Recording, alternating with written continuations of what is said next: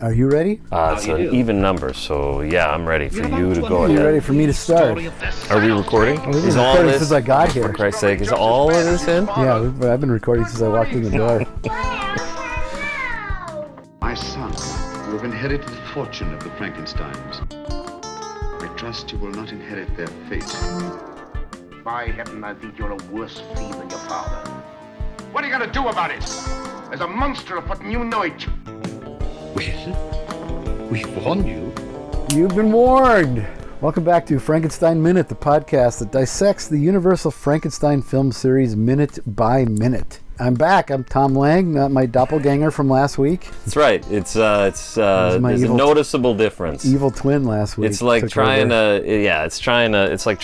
pretend that guy that shows up on the Beatles stuff is Paul McCartney. We all know. We know better. Yeah, it's not. No one's fooled. No. And I'm Bill Evenson, and I've been Bill Evenson throughout this entire thing. Yeah. Well, I just missed one. Anything that makes it seem like it's a different guy, it's borderline personality. Schizophrenia. Yeah.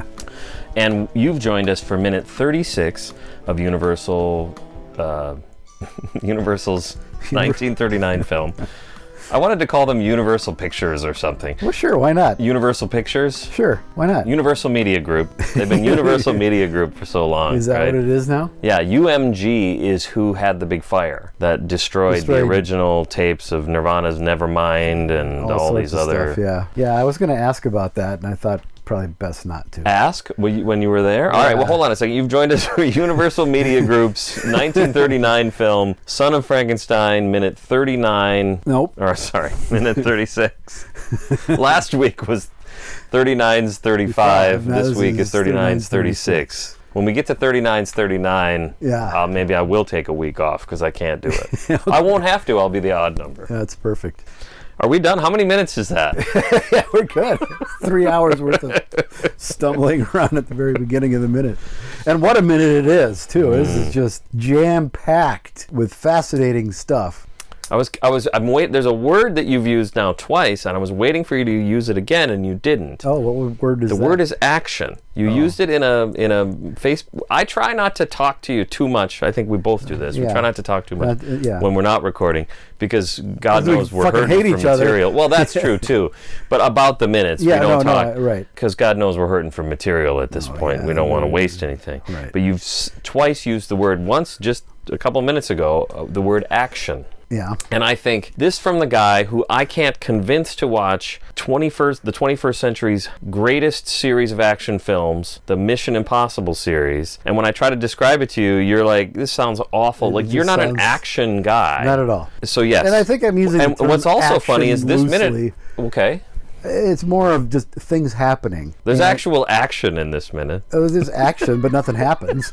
That's right. Well, that's the Mission Impossible series. There's action, but a lot of action. Yeah, not sure why. While we were at Universal and we did the VIP tour, I think to compensate for us not being able to go into the prop and costume areas because of COVID, they compensated by we get to go on some of the rides, and I didn't fucking care. I mean, the King Kong one was cool. Okay. But we had the misfortune of doing the Fast and Furious one as well, and then the Transformers, and it's just loud and noisy, and you're pummeled and assaulted. Can I just say I have seen awful. 0 Fast and Furious and 0 Transformers films, and I have tried to watch both in different. Maybe I'll start with Fast and Furious 5. People seem to like that one, and I get about 20 minutes in. Yeah, I can't watch a movie that's supposed to have amazing action that is also a bad movie, and that's what I'm saying is. Okay, but the Mission Impossible movies are not bad movies. Oh, yeah, well. Yeah. If you like midgets doing action things, I guess he's perfect. Did you? So yeah, Transformers is notoriously bad. Oh, it's got to be, because it would just look big piles of garbage slamming into each other forever, and loud, and you couldn't even tell what was going on on this ride, and I assume that's a good representation of the films themselves. That's my assumption. I mean, we've seen clips. You've seen clips. Yeah, I've seen enough clips to know that I don't need to go there. There was a show on Disney Plus Plus called WandaVision, which was about Wanda and the Vision from Marvel. Yeah. And at the end, it was a great show. I fucking loved it. I've heard it's really good. They get to the last episode, and there's a scene where Vision and another Vision fight each other, and I was immediately taken out. That's not two piles of garbage fighting each other, but it is two robots fighting each other, Right. and immediately my brain starts to shut down. It's just like I can't quite connect to what you're showing me, and that show didn't need to culminate in a big action sequence where two robots are fighting each other. But Frankenstein, though. Frankenstein. What you did say King Kong, by the way. That's an older. No, well, this is They've had that forever. Well, I've never seen it. It's not the one you're thinking. It isn't the one I'm thinking with the of. big animatronic Kong. Oh. No, this is that I think was destroyed in a fire as well. Oh Jesus! This was, you're on the tram and it goes into a building and then there's screens all around, like a 360 thing, and it's really well coordinated. And I guess you could say that for the other two fucking things, but you lost me on those. But the King Kong one was kind of fun because you're in the jungle and your Kong is pummeling you, and then the two dinosaurs show up and they Kong is fight like hitting you're on a thing and it's it's moving. You're stationary, but it looks like you're moving, and it jerks around. That's all that sort of stuff. And that funny that the best one is not technically a Universal property. It is now. It is now. But it's that doesn't say Universal on it. King Kong from 2005? Sure it does. Oh, I thought you were talking about a 33 thing. Oh, No. This is Peter Jackson's because he does a little introduction to it. Oh. It's Jackson's. So like the sequence where, in the 33 where he's fighting the Tyrannosaurus Rex, in Jackson's it's like three. Yeah. Yeah. I don't hate that movie. I don't know. I liked it a lot. I actually, it was sort of an embarrassment of riches, I thought, for a King Kong fan. I get it. It's like the 33 version was sort of like the condensed, and the 2005 they shot the whole book is kind of how I I like analog. that. That's very Peter Jackson. Yeah. That's more or less all he does. That's all he does, yeah. Because that Get Back is the version of Let It Be. Of course, all the Hobbit and Lord of the Rings stuff. Yeah. And a lot of that is not even King Kong stuff. Like King Kong doesn't come in just like the original. He doesn't come in for like 30, 40 minutes. Yeah. And I like Jack Black and all the people in it. Yeah, I thought it was really well done. The only issue I had is that King Kong was just a giant gorilla, where in the other two versions he's a gorilla, but he's not. He walks upright. He doesn't behave exactly like a gorilla. Interesting. And even in the Japanese ones, like whereas Mighty Joe Young behaves like a gorilla, King Kong is a little more mythological creature, and to make him just a gorilla, I would have liked to have seen him be a little more than a gorilla. I'd never thought about it, but I can immediately see what you're talking about, especially when you bring up Mighty Joe Young, because that is totally what happens in that movie. He's just a big gorilla. He's not even all that big. that movie is almost like realistic, basically. He's like, well, we got a real big gorilla. Yeah. That's what that movie is. Yeah. All right. Frankenstein and the Frankenstein meets King Kong. They never did that. Frankenstein. They were going to. You don't know that story? No. That's what led to King Kong versus Godzilla. Willis O'Brien had this idea of doing King Kong versus Frankenstein, and Frankenstein was going to be this, Victor has been exiled to Africa, and he builds this giant creature out of different animal things, and they were going to battle, he and Kong, and he shopped it around. No one was interested, and that was sort of the story of Willis O'Brien's life. Yeah, right. It was one project after another, nobody had any interest in it, and I think it's just because it was so expensive to do the stop motion process. Yeah. What year are you talking there? 50s? Well, it's got to be the 50s. Yeah. Because it ended up in the lap of a guy named John Beck, who had a deal with Universal and Toho, and so it ultimately became King Kong versus Godzilla. O'Brien was completely shut out of it. He had no idea this even happened until he saw a poster. Stuff for the publicity for the film, and then he was heartbroken that they. He understandably has a sense of ownership when it comes to King Kong. Exactly. So especially the way it was done, and King Kong was made kind of goofy. In that, and I love that film. Don't get me wrong. I absolutely. But you don't love it because of the portrayal of King Kong. No, not at all. No one's a fan of that gorilla suit. Right, but yes, if you haven't seen King Kong versus Godzilla, and I can understand why you wouldn't, based on the title. Yeah, it's actually a really it's fun actually movie, really funny. and that's one where I would recommend both the Japanese and the American versions. They're both fun. They're both for fun in different their own reasons. ways. Yeah. So we continue from the previous minute. Wolf is ascending the ladder from below through the circular trap door. Yeah, we mentioned this last week. There's a big, gigantic hole in the floor. I went back to previous minutes because I was wondering if that was a new hole that they put in the floor, or was that hole in the floor before? Because we've seen this room already. Yeah, we've seen this room a few minutes. What I found is they don't show the floor all that much. There's that one down angle. For the most part, the camera's just at eye level and you can't see the ground. And then there's that one down angle and the floor is full of garbage. Yeah. Because the room's all fucked up. They blew the roof off the place. They blew the roof off the place. So I assume the hole was there. Yeah, I mean, it's got a handle on it. There's a hinge. It's not. Well, there's a lot hole. going on in this minute. So yeah. Is there? Well, okay. This room has had a lot. There's a lot of. It's a lot. It's different than it was before, and it seems like a lot of work has been done. Yeah. First of all, let's just say they cleaned up. They cleaned the place up. They cleaned the place up, and I have more to say about this, but they had Molly maids come in and tidy up. I mean, we'll have to talk about that too, because. Well, I don't know. I don't know how to talk about Frankenstein anymore. Should we just start over? Because we're 15 minutes in and we haven't yet to talk about Frankenstein. As the editor, you're like, oh. God, I'm going to fucking hate this episode. This is going to be a much easier way of getting downstairs than watching Igor struggle with pulling that enormous section of the wall out every time. Yeah. This is a much better way. Much more efficient. He probably would have done that if he could have had access to the hole. We'll see towards the end. There are multiple ways of getting up into this lab from down below. That's true. I guess there are three ways that I can think of off the top of my head. Maybe we'll keep track. This is way number 2. So instead of the bell update, are we still doing Well, that? here, speaking of the bell update, first of all, let's... Wait. Oh, I didn't hear anything. Wait. There it is. Okay. Okay. That sound can only mean one thing. The sound of the bell can only mean one thing. It's time for Bill's bell update. Bill's bell update for minute 36 is no bell. There has been no bell. No bell. Speaking of that, I hope nobody falls in that big hole, right? There's a big hole in the floor, and you know what Chekhov says? When you introduce a big hole in the floor in minute 36, somebody's going to fall in that hole. Yeah, so now we need another update. A hole update. Bill's hole update. This is just descended into a series of bits. Bill's sulfur pit update. That would be a great one, actually. We should do Bill's sulfur pit update. That'll actually have introduced. It'll actually have a payoff. Oh, we got to go back. Cancel the podcast, everybody. Forget everything you heard. We're going to go back to minute 20. Whatever it is, 26 or whatever. Probably. Bill's sulfur pit update. No one has fallen in the sulfur pit. Okay. That's not entirely true. That sound of the bubble.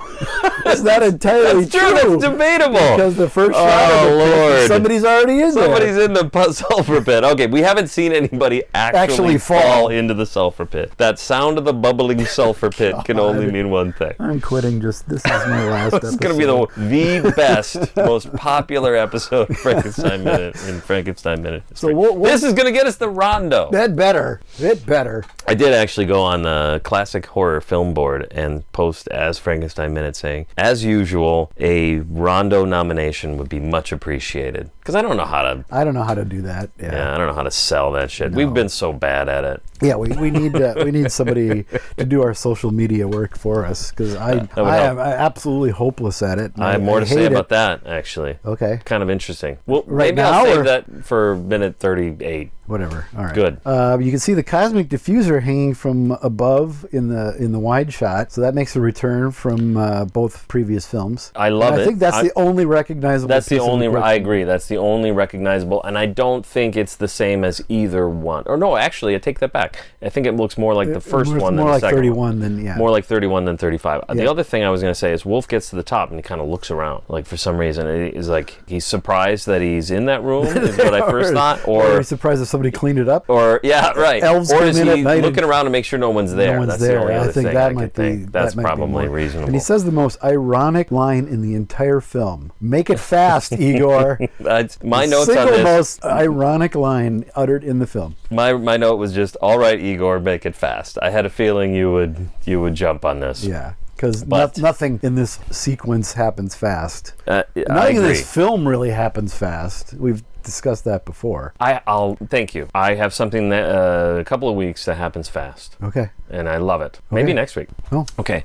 So here's the thing that happens then, or before that, when he says that, what he has just done is he has just grabbed hold of a chain with a hook on it on a block and tackle hoist on a roller track. I don't know if what I just said is correct, but I spent about a half an hour Googling this stuff to make sure that this is what I think it is. The point of a block and tackle is... So this must have been an old machine shop where they had to haul engines out of cars, because that's basically what that does. That's a great use of a block and tackle hoist on a roller track. But he slings that thing around, that roller track, to sling it over to where that hole is. Because there's a track and you can clearly see the track, and it's mounted on some sort of ceiling that still remains, or not, I don't know. But whatever it is, I like your idea, because I guess what I was going to say is, who did all this? How the fuck did we go from the place being in rubble to... It was a place of rubble where a hunchback ripped open the wall and we slid down the track to go look in the crypt. And now it's like you said, like it's an automotive it's a functioning garage. I like that. That's what it is. Yeah, he's gonna they can probably lift your car up and do the oil change. Yeah, well, that's like what the hole in the ground is for. That's what the hole in the ground is for a very little car, like a Mini. Yeah, like a Cooper Mini or a Fiat or something. Well, did you used to have a Mini? I had a Fiat. You had the Fiat, okay. Like our Patreon Jason, Fiat. Yes, he has a Fiat as well. I said. Well, here's the thing about it too. If they installed all this stuff, if Igor and Wolf installed all this stuff, it's just a pity they didn't have that big guy to help. He would have been great help. Really helpful. Yeah. maybe that's Wolf's motivation here, but we don't see. He's like I really could have used some muscle. Well, he's definitely got a guy with muscle. We've talked about Igor's muscle, and I'll have more to say about that. Yeah, he's deceptively spry for someone so disabled. So if you could see inside the hole, when Wolf starts pulling, is the monster lying... Okay, so the monster is roped. He's roped, tied with rope to a big wooden slab. Yeah. And very well, too, because he doesn't budge. Yeah. But when he starts to pull, so he says, all right, ready? Ready! And then something happens. So then he starts to pull, and you start to see the slab. The slab is completely, and I keep wanting to not talk with my hands because it's an audio podcast. Well. He's completely vertical. Yes. When he starts to pull, is he completely vertical, or is he horizontal and he hoists him up? And that's a good question. I mean, it's a good question. This is a silly question. We'll never know. We'll never know. It's my theory is that he was horizontal because that's a big guy on a big slab. On a big slab. And you don't want to push that up vertical. That slab had to weigh quite a bit, and the monster himself has got to be pushing 300 pounds because he's so big. He's a giant. He is a giant. He's a giant. He's a giant. He's a giant. Some Strickfaden stuff. What'd you call it? Cosmic diffuser. I think in this shot, there's nothing else you can identify. Nothing else that's recognizable. There's a lot of really kind of boring looking stuff. This lab is kind of disappointing. I've said it before. Yeah. This lab set is very disappointing, and they don't get a whole lot better going forward. Yes, there's no question. If you are looking at it from that standpoint, that's how I judge a Frankenstein film: is how good the laboratory set is. It's hard not to. Yeah. When you judge it based on the lab equipment, well, even everything about the lab, I guess, from the first two films, it is disappointing. But they got a bunch of stuff. There's some stuff in there. There's some stuff. Nice tries. Swing and a miss. They spent all the budget just shooting extraneous film for months on end. So the block and tackle hoist shot. That took all day to get that one shot. It took all day to watch it, that's for sure. Since there is absolutely nothing else going on, we got Frank Skinner and Hans J. Salter working really, really hard trying to move this along and make it seem like it's more exciting than it is. So this is great because this is my next note too. I remember getting the soundtrack CD. Yeah. So people I may know my history with this film. I've just always loved this film. So when I got that soundtrack CD, and people know what that is. Maybe they don't. It was kind of an amazing thing, and it wasn't every film. film, but it was this film and... They did like House of Frankenstein, Wolfman, They did about a half a dozen films. Yeah. Invisible Man Returns, I think was one of them. Things, yeah. But Son of Frankenstein was one of them where they took the score and they redid it with an orchestra. And my understanding it was a full orchestra. Yeah, it's probably a fuller orchestra than they used for the actual film. Right. That was sort of the selling point, really. Yeah. Because nowadays you can buy the score from Bride of Frankenstein, but it's the original score. They actually have the acetate. So that's... one of the few things that wasn't destroyed in the fire, evidently. Apparently, yeah. But this isn't that. This is a recreation. And so I would listen to that. And so what I found was I would listen to that and I would get to this part of the soundtrack and I'd be like, God, I love the music in this movie. And I do love the music in this movie. I'm not the music's down good. on it at all. No, it's good. But what I thought was funny was I'm like trying to remember exactly what happens in this part of the soundtrack. And I'm like, I don't know, they're running around. And then you go back to the movie after having listened to the soundtrack a couple of times. And it is kind of funny to be like, oh, this is the just hoist scene. Rathbone pulling on a rope it's like 45 seconds. That's the cool thing about a block and tackle is you pull on your chain. You pull, I don't know, 60 miles of chain and your monster on the fucking slab comes up about 6 inches. Yeah. So it takes a while. It takes a while. And we get to see all of it. Thanks, Roland V. Lee. We get to see the whole thing. Yeah. So this, hence Tom's comment about the quote, all right, Igor, make it fast. Yeah. Even Igor can't make it fast. Having said that, though, I think the main takeaway I want to make sure is that I really do love the soundtrack of this. I like it. I think Brides is better. I like this better. Really? Mm-hmm. Well, you're wrong, so we'll just move on. Dino likes Bud Abbott, Lou Costello meets Frankenstein better. And that has an excellent score. I really wish they would put that out. Actually, come to think of it, I think Dino's been very specific about why with regards to Bride, but I assume the same applies to Son. Maybe I don't want to speak for anybody, but it's a similar idea. It's a little busy. Yeah. It might, Well, that's I think why I like this one less is because it's just got to work so fucking hard. It's the same criticism of Bride, though. No, I think Bride is a little more organic to what's going on the screen. It has themes for characters. To me, it's just slightly though. You're right, but it's just slightly different. Like it's still very flowery and all in your face. The part I'm kind of picturing is the shepherd part where he's going through the woods and it's all these. I guess I just hate harps. And there are harps in this. There's harps in this. There's harps in this too. I think I like the way the harp is used in this soundtrack better than in Bride. Well, because you criticized it. You criticized it a few weeks ago. In this score one? For using a harp, yeah, because you said it made it seem like something magical was going to happen. It's when another long scene where nothing happens, where Wolf is puttering around, kicking at stuff on the floor, and there's harp music swelling on the soundtrack. Sounds like something absolutely magical and fascinating is going to be happening, and nothing happens. And then we made some joke about something swelling, but I can't. Oh, organ. The swelling organ. All right. But this is good that I'm so consistent about the harp. I never realized I was that anti-harp. Yeah. I do. When I listen to harp, do you ever listen to the podcast? Well, I kind of have to when I edit it. I don't. Once it's done, though, once I'm done editing, it's dead to me. So, like the last 5 weeks, I did them all over a weekend. You did. So then as they drop and Doc Ivan does his magnificent artwork, I have to really think hard as to what did we refer to. It's been fun because when you drop them like that, then I do the same thing. I listen to them and I post them or whatever. I do my bit. And so, I've had a similar thing where it's been like 4 weeks. We get to the point where Doc's posting stuff. I'm like, what is that? What the hell did we talk about? Why did I say touch them all, Kirby Puckett? I'm sure I said that, but why? Yeah. Anyway, so if you listen to our podcast, it makes it sound like I don't like Harpo Marx, who is a beloved figure in my life and always has been and always will be. So just make sure that's But we did discuss how neither of us really care for when he gets the that harp fucking interlude in a film.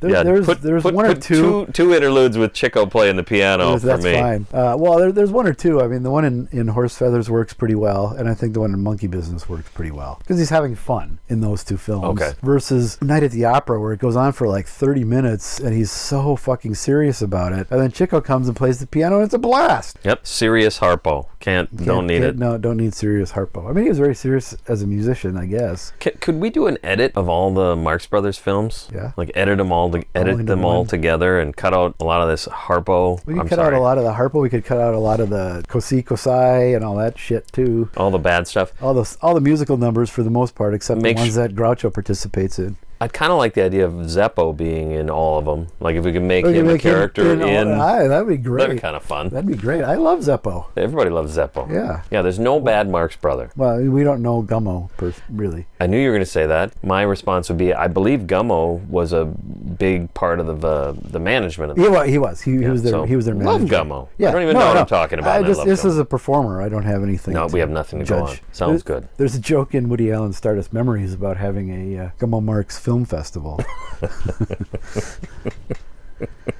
Okay. He's not even glimpsed in any sort of newsreel. Well, yeah, I think there's some newsreel footage, and there's all kinds of photos of the five of them together. Yeah, it's all kinds. Which of I was so proud. My kids, before they were like 5 years old, could each identify all five of them out of costume and out of character and get it right. I was so proud. This is the second assault on my parenting that I've heard in the last 2 days, because I was just listening to a Beatles podcast where the guy was saying when his kids were 4, they could identify each of the Beatles. Mine could too. Oh, my grandson. Yeah. Already? What is he, 1? No, he'll be 2 in June, and he can pick them out. Jesus Christ. And his favorite is George. He wants to go see George, so you got to pick him up. His favorite is George. Yeah. Because I'm thinking a little kid's approach to the Beatles is probably Yellow Submarine has something to do with it. I don't think he's seen it yet, but they have. I don't know if you know the poster that used to come with Sgt. Pepper. It was the 4 of them, just their faces against like a yellow or red background or whatever. I had the vinyl when I was a kid. Yeah. So they took my poster. Or I bought it in 1980 when John died. I bought it in 1970. Yeah, I made my grandma. Jesus Christ. I talked about it before, where I made my grandma. We're doing this again. But anyway, yeah, they have that. I'm a bad Beatles fan. They have that framed in their apartment, and carrying him around. He knows who they are. He can pick out each one, and his favorite is George. I'm trying to picture the one in question. Is George pointing or something? Is he got his hand that makes it looks like he's pointing at someone? It's just their faces, I think. It's that one. It's just their faces. Yeah. Maybe it's shoulders like cropped up from shoulder. Okay, yeah. I got it. I guess I don't have it anymore. I probably do now. They have the Sgt. Pepper box set that came out. Yeah, no, this was from my LP from the early 70s, late 60s. So I don't know if it was an original issue, but it was close. Because it would have been, 3-4 years old by the time I got it. Anyway, Frank Skinner, born December 31st, 1897 in Meridosia, Illinois. Died October 6, 1968 in Hollywood, California at the age of 70. Since there's nothing else to talk about, we're going to talk about Frank Skinner. Well, I mean, it's a short episode, so let's just try and fill it with nonsense. He's a composer and orchestrator at Universal from 1938 to 1966. Can't beat that. 38 to 60. Well, you could beat that. You could do 34 to... Yeah, you could do 31 to... Well, 31, there wasn't a hell of a lot going on. Yeah, there was still music. Was there? Yeah. I learned from this podcast, King Kong is the first musical soundtrack. Yeah, basically. So you wouldn't want to do it before that. You want to talk about a score that is flowery and overpoints everything. I mean, that you could point to King Kong. I love the score, but it does what they call Mickey Mousing in that, They call that Mickey Mouse. Yeah, when the score is like telling you what's going on, like there's with the chief on Skull Island is like descending the steps. Oh, you said this, boom, yes. Boom, boom with each footstep, and I love it. I don't care. I love it. Yeah, he worked under the head of music, Joseph Gershenson. He worked a lot with Hans J. Salter, who we'll probably talk about next week, because there's not a whole lot going on in that minute either. Do you want a list? Because I got like 4 cards full of credits here. I want the entire list. Entire list. Yeah. I'm sorry to do it to you, but it's got to be the whole list. This is way whittled down from what there actually is. And the reason for that is because it's a fucking amazing list. It is. You can't cheat an honest man. I was going to start with that one. Yeah. I don't know what that is. You don't? You can't cheat an honest man. Are you serious? I'm serious. W.C. Fields, man. Oh, I'm not a Fields. It's a hole in my... I'm fucking done. Tower of London with Roland V. Lee. I don't know what that is. Okay. Invisible Man Returns. I don't know what that is. Okay. Green Hell, directed by James Whale. My Little Chickadee. It's another W.C. That I know. That one you know. Yeah. Black Friday. Yep. These are... Now you're hitting on all cylinders. All right. Mummy's Hand. You know that one? I do. One Night in the Tropics. It's the film that introduced us to Abbott and and Costello. It is? It is. They're not the headliners. They're supporting, and it's their first film. And they're putting it as a test to see if audiences will warm up to them on screen. Yeah. And of course they were fucking huge. They saved Universal through the 40s. Yeah. I think that's pretty well And known. of course, Night in the Tropics is a famous Marx Brothers film. It is not. The Bank Dick. You've heard of that? Yeah. Okay. Yes. Now you're hitting all the ones I've heard of. Invisible Woman. Black Cat of 41. In the Navy, starring the Village People. Did not. That's it's called, the actual screen title is Bud Abbott, Lou Costello in the Navy. It probably is. Probably is. I haven't looked. Never Give a Sucker an Even Break? No. I've heard of it. I can't remember. Is that a Fields? W.C. Fields. Keep 'Em Flying with Abbott and Costello, The Wolf Man. I've heard of that. Yeah, with heard of that? Bela It says Warren William. Well, According to okay. some newspaper ads that it was Mike Herman posted. So it says like Lon Chaney, Warren William. Yeah. Who is he in that? Warren William, he's like one of the townspeople that shows up and makes a pest of himself. Him along with like Ralph Bellamy and Yeah. the characters that annoy me when I was a kid. Yeah. Hell's a Poppin'. Yeah. Olson and Johnson. Ride 'em Cowboy, Abbott and Costello. Strange Case of Dr. R.X. with Lionel Atwill. Saboteur, I'm sure you've heard of that. You've probably With seen Alfred Hitchcock. it. Starring Alfred Hitchcock. He's presumably. He presumably has it, yeah. Pardon My Sarong. Who is in Saboteur? I'm trying to remember. Is that the one that has like nobody I can Robert name? Cummings, I think, is the star. And it's in black and white, black and and white. he's a bad guy who pretends to be a good guy, basically. Something like that. Sherlock Holmes and the Voice of Terror. Oh, he started doing those. Yep. Who Done It? One of my favorite Abbott and Costello films. Oh. Sherlock Holmes and the Secret Weapon. Sherlock Holmes in Washington. My least favorite Sherlock Holmes movie. Yeah, it falls apart right there. Yeah. It Ain't Hay. It gets good. It gets so bad that it starts to get good. It's good after that. Yeah. Because they're like, this ain't working. Yeah, that didn't work at all. Yeah. Mummy's Ghost. Okay. In Society. Pillow of Death. In Society, the one we watched with the Steiners. Yeah, no, that's a different society. Oh, that's a different one. Okay. Yeah. That's Brian Usna. Pillow of Death, one of the Inner Sanctum, which is a stupid title. Sounds like a Doris Day, Rock Hudson movie. It's a sequel to Pillow Talk. It's the Pillow of Death. Yep. Where the fuck was? Oh, Egg and I, the first Mon Pa Kettle film. Oh. There you go. Yeah. And I forgot believe about those. Those would be on all the time when we were kids. I think he did most of them. I didn't write any of them down. Tap Roots has Karloff in it. Okay. A little something called Bud Abbott, Lou Costello Meet Frankenstein. It's the best soundtrack of the blah, absolutely. blah, blah. Francis, the Talking Mule. and I assume every other Francis movie they made. I didn't write any of them down, but fine. Harvey, love that movie. Sure.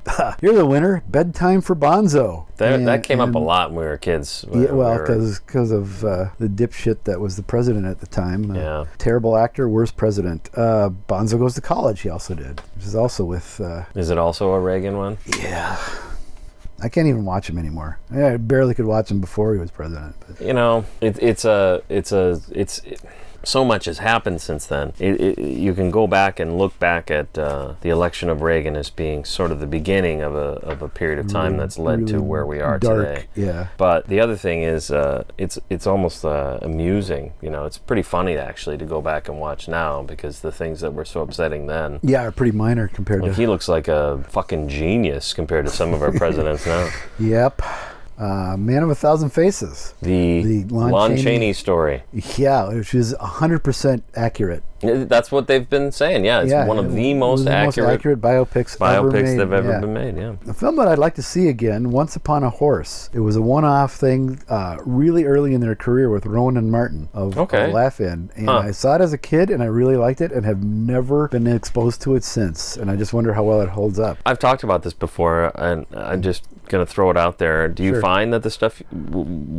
The big one that we always talk about is Looney Tunes, and for that matter, Marx Brothers, and for that matter, Frankenstein. The stuff you liked as a kid, you like it now because it's good. You have good taste, and you had good taste as a kid. But you're always afraid to revisit. You know what was on the other day? Airplane. I've never wanted to go back and watch Airplane because I don't think it's good. And you know what? It's pretty good. Is it? Because I bought the DVD years ago. It was like $2 or something. And I think the good parts are good enough that it's pretty good. I've been afraid like that and Blues Brothers, which I loved. I'm just afraid to watch that again. I don't know. I never really was a Blues Brothers guy. The one that I have watched over and over, it's a terrible film, but I still love it, is 1941. A lot of people say that. I mean, it seems like you can't lose, right? I love Dan Aykroyd, Jim Belushi. Jim Belushi. Jesus Christ. Oh, for fuck's sake. That's got to be the worst sin you can commit. Is confusing Jim Belushi. Yeah, that's almost unforgivable.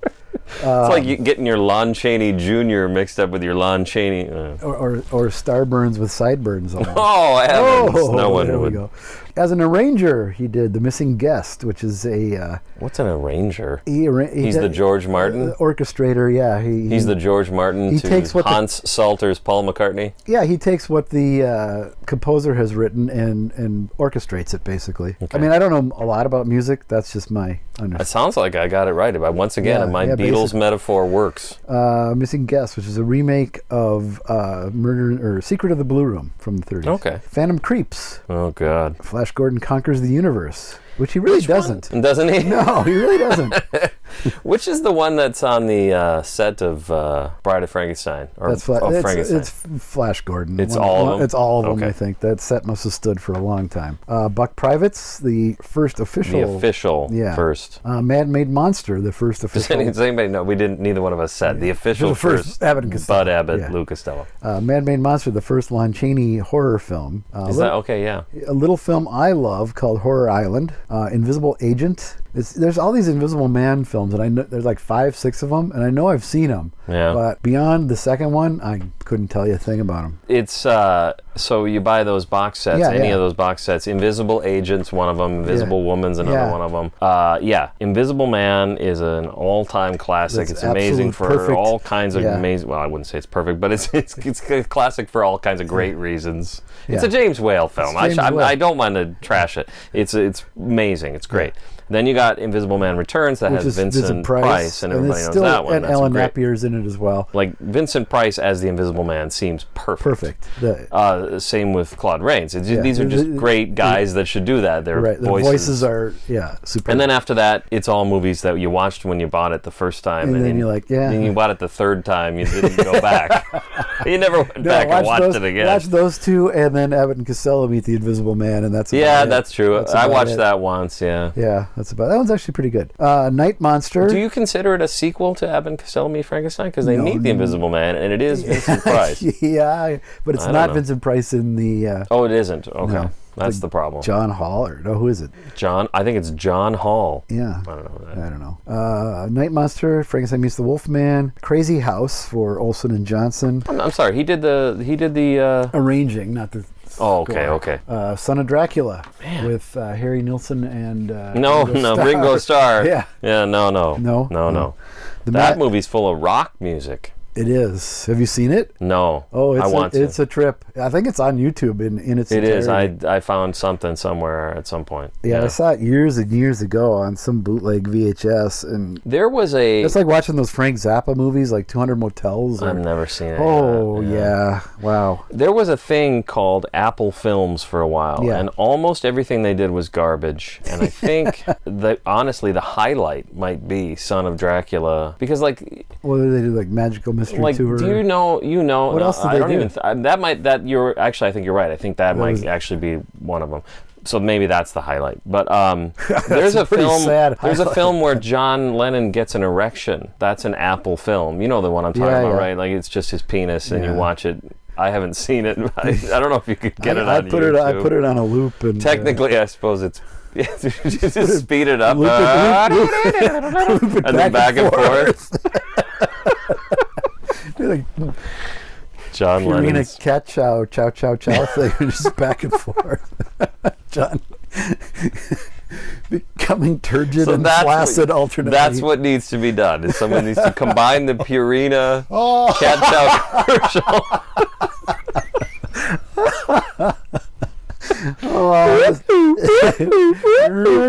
Get a what do you call it? Slide whistle.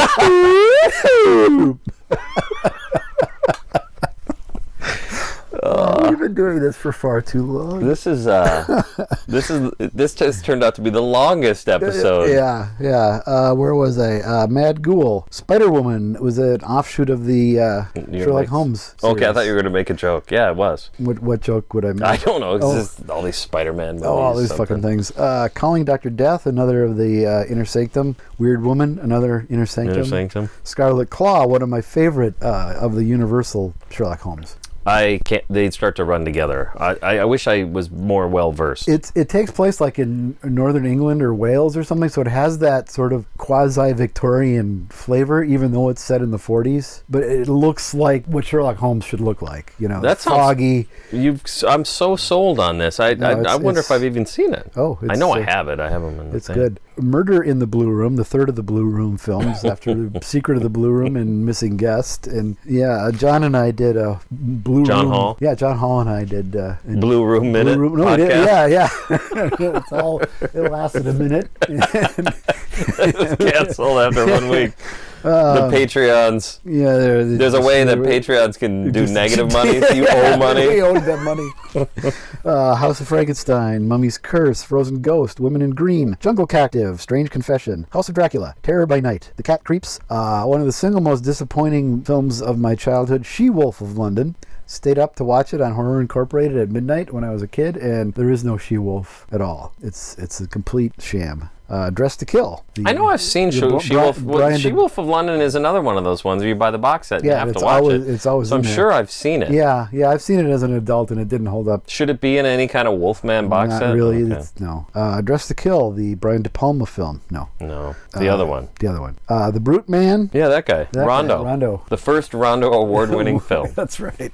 The Strange Door and The Black Castle, two gothic horrors that... Oh, that's two movies. Yes. I thought you were saying The Strange Door and The Black Castle was the name of the film. It could be, because it's basically the same story remade like 2 years later. Okay. It's both have Karloff in a supporting role. They're both the two gothic horror movies that Universal made in the 50s that didn't have some kind of... But most of it was made in Mexico. And no, that's a whole other thing. No. Bud Abbott and Lou Costello meet The Invisible Man, and Bud Abbott and Lou Costello meet Dr. Jekyll, Mr. Hyde, and Monster on the Campus. There we go. That's Frank Skinner. Frank Skinner, Principal Skinner. He's famous. He's famous for having a box. He's got a box? Skinner box. I don't even know what that means. You know what that is? Oh, never mind. It sounds familiar. Yeah, it's a psychological experiment or something. And okay. I'm not even going to go into it because we're already pushing an hour. I do want to say... So Wallace is probably really thrilled with this episode. But he likes them longer? He likes them longer because it works out well. His workout, same for Felicity's got a train ride. But the thing, and Jason doesn't care because we're now at 2, actually the way he said is he's at 2.5x for his podcast, but not yet with Frankenstein Minute. I don't know what that means. Like we have to graduate to work up to... I don't know. Maybe we talk too fast. 5 times speed so he gets through this. I've listened to our podcast at something more than 1x for different reasons, and I don't feel. I think very few podcasts, very few anything really work in that way. You've got to get there's a timing to it. Pacing is wrong. That pacing is actually. Now maybe if you watched Son of Frankenstein at like 2 times speed, it might go by.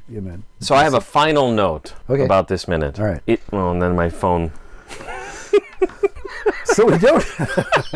I have no more notes. That's it, folks. Thanks for joining us. See you next week. It does take its time, but it's a pretty great shot. Nearly everything in the foreground and the background is lit from below. Yeah. So no, it looks great. The background is lit from below. It looks like there's light streaming up from the sulfur pit, and we're going to see that in coming weeks. There's a lot of shadows of just smoke coming from that sulfur pit. But then there's also the light coming out of the hole, right? And that's where most of everything else is lit. So as the monster is coming up, he's lit from below, which is a great dramatic way of doing this. You get a really good look at Karloff and the makeup, and it's really cool to have that nice rising up the way it is. Yeah. Like when we're talking about the block and tackle hoist on the roller track and all the stuff that goes into doing that, that's that's where you think the minute, I guess, if we're judging if we were to rate each minute, this is where your minute rating would fall. Yeah, it would lose it. But I think we have to agree, the monster coming out of the hole is fucking great. amazing. Yeah, I think you could. There's some spots that come on too. There's a spot on the big disc that has come up. I can see. I was kind of looking at the lighting and going, where does all the light on this? And there are a lot of lighting decisions that have been made very deliberately. This movie looks the way it looks on purpose. Oh yeah, no, the movie looks great. It's my argument with it is mainly its pacing is way off, and just some of the dramatic decisions don't always work for me. I will say that one of the things, and this is going to be maybe a theme for me in coming weeks. Sure.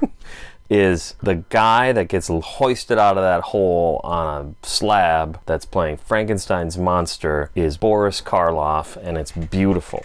I mean, it really matters to me, and I think that's something that we're going to probably talk about. I absolutely agree. Lot in this I absolutely agree, and I've stated before, it's just extremely disappointing that he doesn't have anything to do. He spends the next 10 minutes lying on this slab doing nothing. I got so much to say about this. Is such a great segue to next week. Come back next week when, I don't know, well, I'll just say what Tom just said. Or don't come back next week. You just skip next week. Tom already said it. What you should do, though, if you're so inclined, is, we're on Instagram, which is just basically we just nothing much going on there. You just post the minute. Post a picture of the minute, and I think I said I slave over those pictures, so that's true. I do like the pictures. Somebody looks at them. Are you being sarcastic? I love the pictures. Oh, I put thought into it. Yeah. Oh, good. Yeah, no, it's not just thrown together. Yeah, like if you said, you know what, I'm in the hospital for 6 weeks, you have to do the pictures. The podcast seriously might just have to wait. Okay. I love the artwork of our podcast. Thank you. It suddenly occurs to me I would probably just call Doc Ivan. I'm going to do that. Just save me the trouble. Yeah, farm it out. Yeah. We're on Twitter, more or less the same. We're on Facebook, which is sad because Facebook is just a disaster. It's so awful. Bad in every single They're losing money way. Too, so I'm kind of they can't even sustain it at this point. I feel like there's more. Well, YouTube, if you really are so inclined, we're on YouTube. Like us and hit the bell. Wait. Oh, well, that sound of the bell can only mean one thing. We're talking about YouTube. No YouTube in this minute. The other one is Classic Horror Film Board thread, which is pretty quiet. It's been quiet for a while, yeah. Go ahead and nominate us. Vote for us. Oh, yeah. Hey, there we go. Yeah. Hey, what did you think of that Super Bowl? That was pretty great. Yeah, I heard there was some sort of sports ball, some sort of a homoerotic sports ball event that was in support of a Snoop Dogg Dr. Dre concert. Isn't that? Yeah, actually, that halftime show sounds more interesting to me. But because a lot of black artists were boycotting the halftime show, yeah. And so I think it's a real sign of progress that the NFL has embraced. Yeah. You look at the back of everybody's helmet; it says "end racism" and all that stuff. Yeah. I mean, it's all bullshit, but it's the right direction. It's the right direction. And so yeah, I'm happy to see Snoop Dogg do anything. I'm absolutely. Not a gigantic fan, but I think he's great. He's a cool guy. He's super cool. I don't care for his music, but he's a cool guy. Yeah. I would love to just hang with him for a while. Yeah, let's all hang with Snoop Dogg. See what an experience that would be. And as everybody knows, that halftime show was great. It's tomorrow, but we're recording this. I'm busy. I've got to count my hair, so I can't. Is that from something? No. Did you make that up? I did. Count my hair. See, you can still count your hair. That's the difference. What's the time? 48 minutes? What's the matter with you? Oh, God. I'm going to hate this when I have to edit it.